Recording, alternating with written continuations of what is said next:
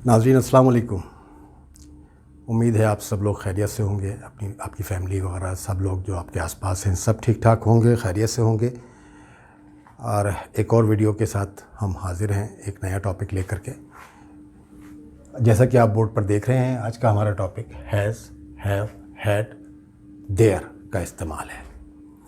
अगर आपने present perfect वाला हमारा लेसन, हमारी वीडियो देखी हो तो आपको पता होगा कि ये हेल्पिंग वर्ब के तौर पे हैज़ और हैव इस्तेमाल हुए थे। इसी तरह से जब हम पास्ट परफेक्ट पढ़ाएंगे तो उसमें हैड हेल्पिंग वर्ब के तौर पे इस्तेमाल होगा। देयर के बारे में भी बात करते हैं तो, लेकिन यहाँ पर जो है वो इसका इस्तेमाल बिल्कुल मुख्तलिफ है। ये हैज़, हैड और हैव जो है वो पॉजिटिव सेंस में इस्तेमाल होते हैं।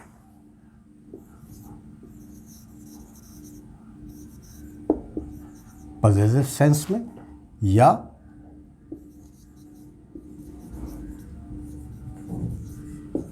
ऑनरशिप के सेंस में। कोई चीज़, किसी चीज़ की आपके पास मौजूदगी को या किसी भी पर्सन के पास मौजूदगी को जाहिर करते हैं। फॉर एग्ज़ाम्पल, एक सेंटेंस हम लिखते हैं, she has to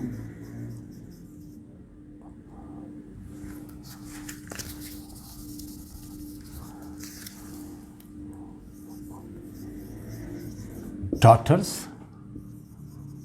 and one son.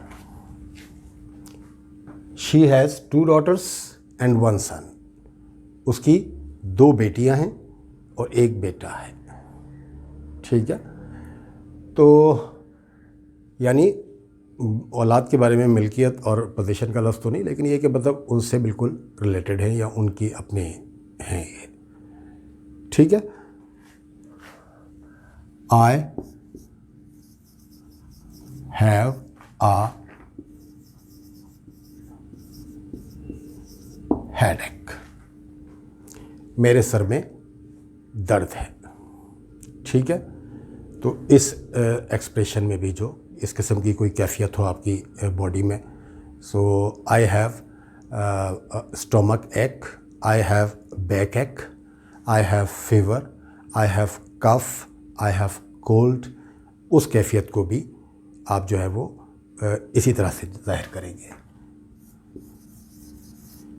They have 5 lakh rupees. ये जो है वो प्योर पोजीशन और ऑनरशिप के सेंस में है कि उनके पास 5 लाख रुपए हैं, तो उनके कब्ज़े में है, उनके पोजीशन में है और उनकी मिल्कियत है। ठीक है, इसमें दो चीज़ों का आपने ख्याल रखना है, 5 हो, 10 हो, 100 हो, लाख रहेगा, या 1 लाख हो, 1 हो, तब भी ये लाख रहेगा, लैक्स नहीं होगा। ये याद रखिएगा हमेशा। इसी तरीके से 5 लाख नहीं होता, 100 होता तो हंड्रेड्स नहीं होता कभी। इसी तरीके से 1000 तो 5000 होता, थाउजेंड्स कभी नहीं लिखेंगे, ये जहन में रहे। ठीक है, सो वी हैव a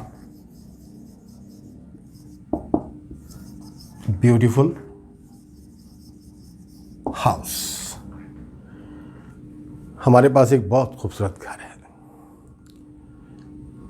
ठीक है, बहुत तो वेरी नहीं लिखा है मैंने, हमारे पास एक खूबसूरत घर है। अगर बहुत खूबसूरत होता तो वेरी ब्यूटीफुल हाउस भी लिख सकते हैं। ये ऑनरशिप है, ये पोजीशन है, इस सेंस में इस्तेमाल होगा। इसी तरीके से हैज़ की जगह पे हैड भी आ सकता है, वो माजी में चला जाएगा। She had 2 daughters and 1 son. उसके 2 बेटियां और 1 बेटा था। हैज़ है तो हैं। अब वो किसी को भी कुछ हो गया तो वो ये मतलब शायद अब इस वक्त जो है वो 2 बेटियां और 1 बेटा ना हो, या आई हैव अ हेडेक, यहाँ पर अगर आप हैड लगाते हैं तो I had a headache last night. आपने बता दिया कि कल रात को मेरे सर में दर्द था, इसका मतलब है अब नहीं है। ठीक है, आगे चलें। दे हैव की जगह पे दे हैड अगर आ जाता है तो दे हैड 5 लाख रुपीज़, उनके पास 5 लाख रुपए थे, इसका मतलब है अब नहीं है। लेकिन जब आप कहते हैं कि दे हैव 5 लाख रुपीज़ तो उनके पास 5 लाख रुपए हैं। We have a beautiful house. अच्छा, यहाँ पर देखिए, मतलब दे हैड 5 लाख रुपीज़ तो हो सकता है उन्होंने खर्च कर दिए या चोरी हो गए या छिन गए, जो कुछ भी हुआ, तो अब नहीं है। We have a beautiful house, हमारा एक खूबसूरत घर है या हमारे पास एक खूबसूरत घर है, तो यहाँ पर अगर हैड आ जाएगा, we had a beautiful house, हमारा एक खूबसूरत घर था, हमारे पास एक खूबसूरत घर था, अब नहीं है, बेच दिया। ठीक है, तो इस सेंस में जो है वो पोजीशन वाले सेंस में ये देखिए 5 लाख रुपीज़, इसके नीचे मैं थोड़ा सा एक क्वेश्चन आपको अलग से बना दूं, बल्कि इन सभी के क्वेश्चन जो है ना वो देख लीजिए आप कैसे बनेंगे। अच्छा, एक चीज़ इसमें और भी याद रखिएगा, जब आप हैज़ और हैव इस्तेमाल कर रहे होते हैं तो हैज़ और हैव के साथ गॉट लगा सकते हैं। क्या लगा सकते हैं? GOT, got. ये देखिए हर सेंटेंस में she has got 2 daughters and 1 son. I have got a headache. They have got 5 lakh rupees. Got भी इस्तेमाल कर सकते हैं और ना करें तो भी कोई इसमें हर्ज नहीं है। दोनों तरह से मतलब जो है वो ये सेंटेंस पॉजिटिव सेंस में जो है वो काबिल कबूल है। ठीक है, तो अब इनके क्वेश्चंस की तरफ आ जाए। क्वेश्चन बनाने के लिए अगर गॉड आपने इस्तेमाल कर लिया है तो फिर जो है वो आपको सिंपली जो है हैज़ शी गॉट 2 daughters और have I a headache, sorry have I got a headache, have they got 5 lakh rupees, simple बन जाएगा। लेकिन अगर आप गॉट इस्तेमाल नहीं कर रहे हैं तो फिर जो है वो इसकी सिचुएशन चेंज हो जाएगी।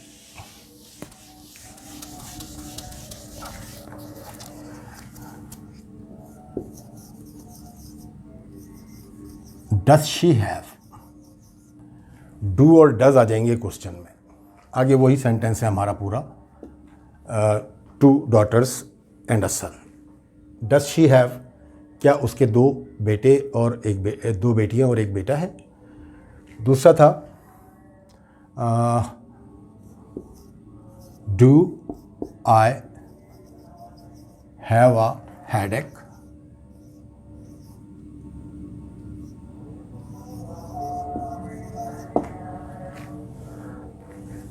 तीसरा था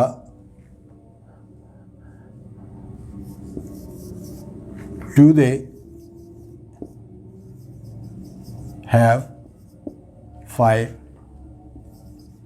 लाख रुपीज़। तो ये कन्फर्मेटिव सेंटेंस एक तरह से, यानी क्वेश्चन तो हैं लेकिन सिर्फ कंफर्म किया जा रहा है कि ऐसा है या नहीं है, यानी उसके 2 बेटियां और 1 बेटा थे या नहीं। मुझे सर दर्द है या नहीं, यहाँ पर भी उनके 2 बेटियाँ और 1 बेटा है कि नहीं, प्रेजेंट में बात कर रहे हैं हम। Did they have 5 lakh rupees, so क्या उनके पास 5 लाख रुपए हैं। Do they have 5 lakh rupees, क्या उनके पास 5 लाख रुपए हैं। ये सब प्रेजेंट वाले सेंस में यानी हैज़ और हैव वाले चेंजेस हैं। लेकिन जहाँ पर हैड आएगा तो डू और डज की जगह पे आप डिड इस्तेमाल कर लेंगे, फिर डू और डज इस्तेमाल नहीं होंगे। समझ गया मेरी बात को?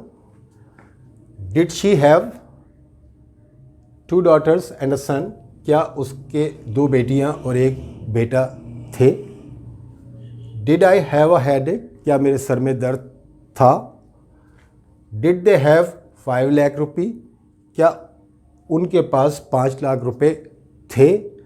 हैं नहीं होगा, थे पे चला जाएगा, पास्ट में चला जाएगा, लेकिन फिर डिड लगाना होगा आपको। ठीक है, कुछ क्वेश्चन जो है वो मैं आपको इसमें स्पेशल वर्ड्स के साथ बना देता हूं।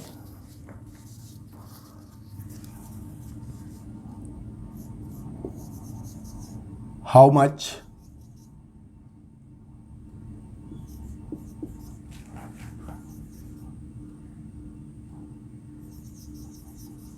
मनी डू दे हैव, या हाउ मच मनी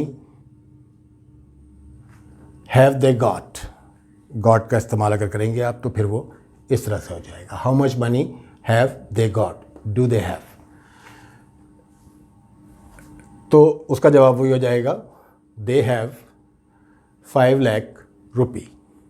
ठीक है, इसके अलावा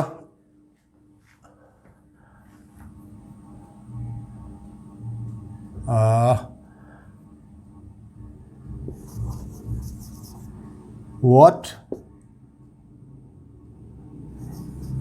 do you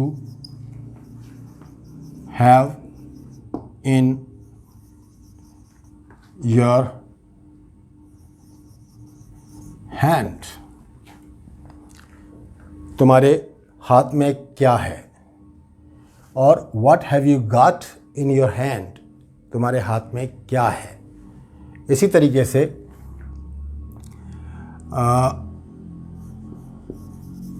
how many candies does she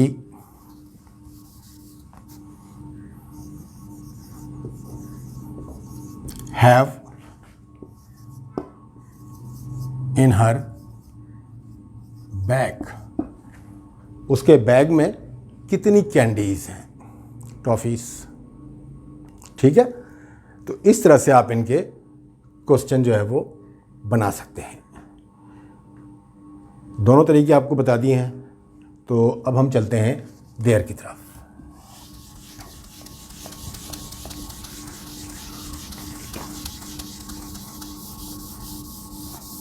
there जो है वो पर्सन से मुताल्लिक बहुत कम होता है, नहीं होता तकरीबन। तो देयर जो है वो किसी चीज़ की किसी जगह पे मौजूदगी को शो करता है, किसी भी चीज़ की किसी भी दूसरी जगह पर मौजूदगी को शो करता है। For example, there is a big tree in the garden.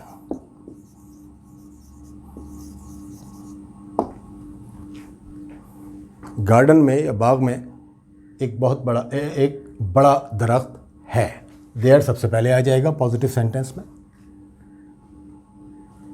फिर इज आएगा या आर आएगा, और वो डिपेंड करेगा यहाँ पर, यहाँ से जिसके मुतालिक हम बता रहे हैं कि बिग ट्री है, कहाँ पर मौजूद है? गार्डन में। तो बिग ट्री के मुतालिक की मौजूदगी जाहिर कर रहे हैं हम गार्डन में, तो देयर से करेंगे, और बिग ट्री के हवाले से इज़ आ जाएगा। ठीक है, अगर एक से ज़्यादा अपने दरख्त हैं तो फिर आप कहेंगे there are many big trees in the garden. Garden में या बाग में कई बड़े दरख्त हैं।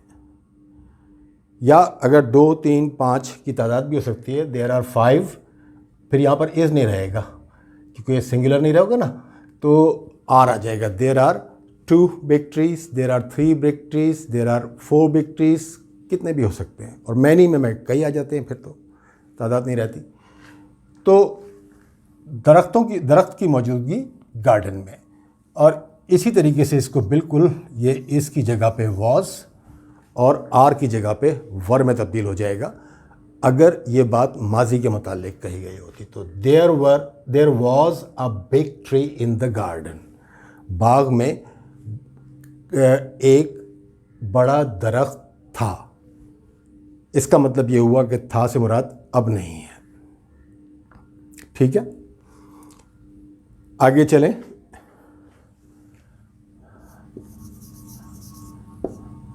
There is a good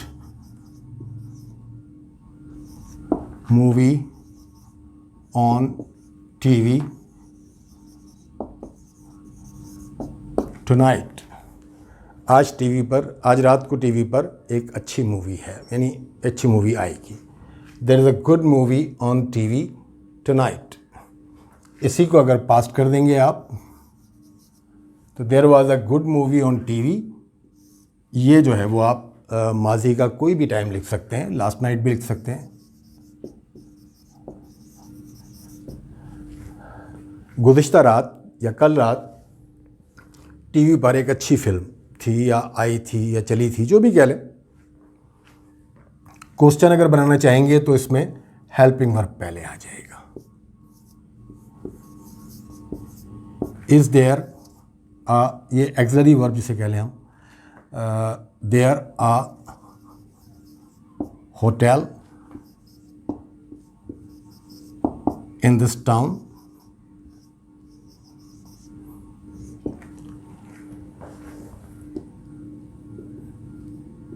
town छोटे शहर को कहते हैं। क्वेश्चन किया जा रहा है कि is there a hotel in this town, क्या इस शहर में कोई होटल है। ठीक है, is there a hotel in this town, क्या इस शहर में एक होटल है, कोई होटल है। तो ये इस तरह से जो है आप मुख्तलिफ, जैसे देयर इज़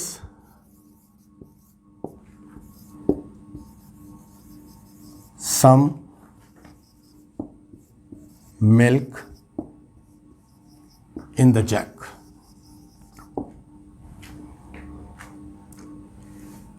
इसको अगर आप यूं कर लेंगे, is there some milk in the jug, क्या जग में कुछ दूध है, थोड़ा दूध है, तो ये जो है वो क्वेश्चन बन जाएगा। पॉजिटिव में there is some milk in the jug, जग में कुछ दूध है थोड़ा, मतलब।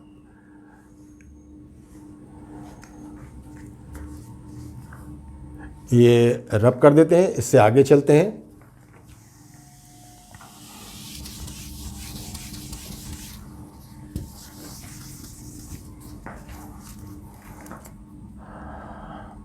एक अपने जो है वो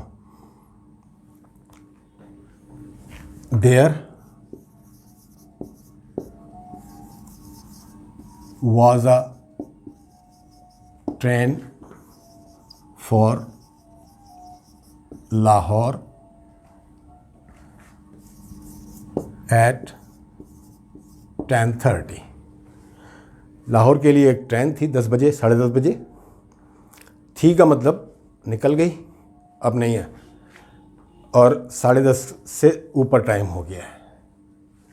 अगर यही जुमला इस तरह से हो कि there is a train for Lahore at 10:30, it means के अभी 10:30 बजे नहीं है, और वो बताने वाला ये बता रहा है कि 10:30 बजे लाहौर के लिए एक ट्रेन है, यानी ट्रेन आएगी। हो गया जी। फिर अगर क्वेश्चन ही बनाना है आपने तो फिर वही होगा, इज़ देयर से पहले आ जाएगा, is there a train for Lahore at 10:30, क्या लाहौर के लिए 10:30 बजे एक ट्रेन है। या वॉज पहले आएगा तो क्या लाहौर के लिए एक ट्रेन 10:30 बजे थी, इस तरह से हो जाएगा। बाकी जो है वो इसके जो दूसरे जो क्वेश्चन वर्ड हैं वो बनते हैं मखसूस क्वेश्चन वर्ड्स के साथ। तो उसमें ज़्यादातर या तो हाउ मच या हाउ मैनी, ये मखसूस क्वेश्चन वर्ड है जो देयर के साथ इस्तेमाल होते हैं। How much milk was there in the jug? जग में कितना दूध था, या was के बजाय अगर आप is लगाएंगे तो इसका मतलब है कि how much milk is there in the jug, कि जग में कितना दूध है, right? How many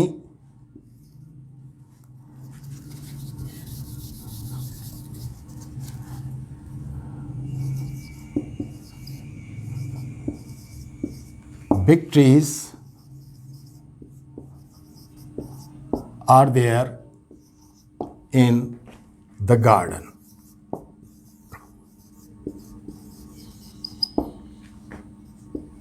बाग में कितने बड़े दरख्त हैं, तादाद पूछी जाती है। आर की जगह पे वर कर देंगे तो वाज में हो जाएगा। बाग में, गार्डन में कितने बड़े दरख्त थे, ठीक है। अब हाउ मच और हाउ मैनी का डिफरेंस ब्रीफली मैं आपको बता देता हूँ। हाउ मैनी काउंटेबल नाउन के लिए इस्तेमाल होता है। काउंटेबल से मुराद जिनको हम गिन सकते हैं, जिनको गिना जा सकता है, तादाद बताई जा सकती है, 2, 4, 5, 10, 1000, 2000, 10 लाख। और जिसको गिना नहीं जा सकता, जिसको तोला जाता है या नापा जाता है, जैसे मिल्क हो गया, पेट्रोल हो गया, मादी चीज़ें जो होती हैं, उनको जो है वो, उनके लिए हम हाउ मच इस्तेमाल करते हैं, हाउ मैनी नहीं कहते। यही दो डिफरेंस हैं इनके दरमियान, और क्वेश्चन में इस तरह के जो है वो यही दो फ्रेजेस जो है वो हाउ मच और हाउ मैनी इस्तेमाल होते हैं। एक छोटी सी चीज़ देयर के बारे में,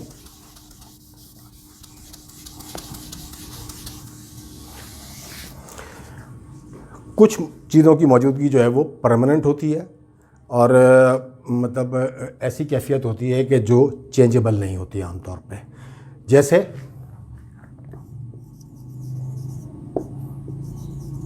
there are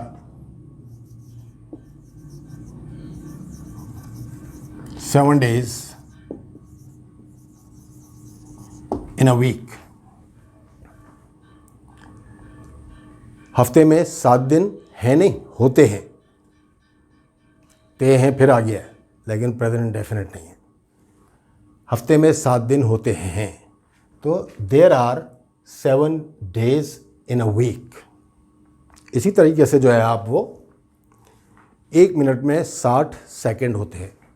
there are 60 seconds in a minute। There are 60 minutes in an hour, ठीक है। There are 24 hours in a day। तो इस तरीके से जो है वो आप ये सब चीज़ें जो है वो आप कहेंगे तो फिर होते हैं कहेंगे।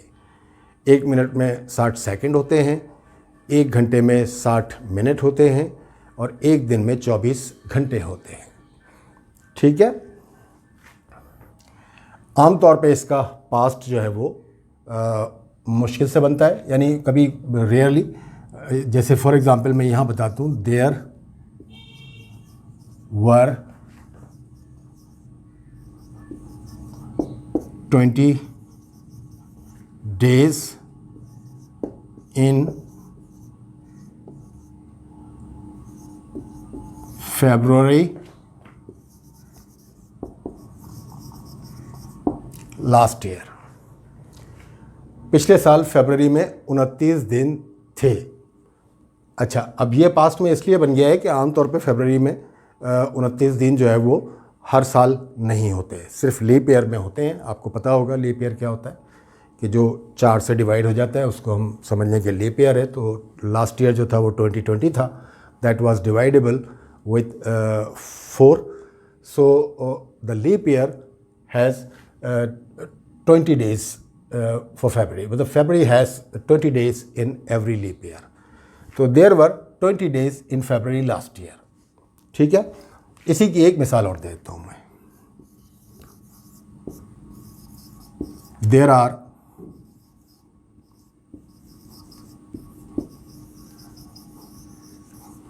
11 players in a